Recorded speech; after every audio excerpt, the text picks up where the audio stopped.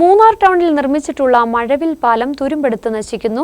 മൂന്നാർ ടൗണിൽ നിന്നും മാട്ടുപ്പെട്ടി റോഡിലേക്കുള്ള കാൽനടയാത്ര സുഗമമാക്കുന്നതിനായിട്ടായിരുന്നു ഈ പാലം നിർമ്മിച്ചത്.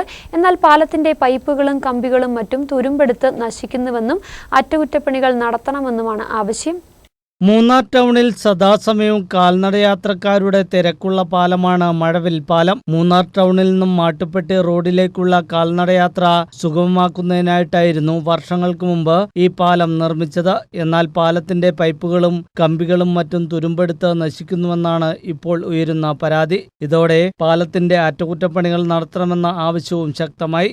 பாலம் பார்த்தீங்கன்னா கிட்டத்தட்ட ஒரு 10-12 வருஷத்துக்கு மேலே ஆயிடுச்சு. எஸ்ஆர் ராஜேந்திரன் எம்எல்ஏ இருக்கிற டைமில் கட்டின பாலம் இந்த பாலம். இந்த பாலத்தை பார்த்தீங்கன்னா இப்போ ரொம்ப டேமேஜ் ஆகிருக்கு. அதுவும் பார்த்தீங்கன்னா எல்லாம் துரும்பிடிச்சு போயிருக்கு. இப்படியே இந்த பாலத்தை இப்படியே விட்டுட்டாங்கன்னா கொஞ்ச நாளில் இது துரும்பிடிச்சு கீழே விழக்கூடிய சூழ்நிலையில் இருக்குது. அதே மாதிரி பார்த்தீங்கன்னா மழை டைமில் இந்த பாலத்தில் நடக்க முடிய மாட்டேங்குது, கால் ஸ்லிப்பாகுது. அப்போ சம்மந்தப்பட்ட அதிகாரிகள் இதில் பார்த்து இடப்பட்டு இன்னைக்கு பெயிண்டிங் பண்ணவோ இது மெயின்டைன் செய்யவோ ஒன்று செய்தால் நல்லாயிருக்கும்.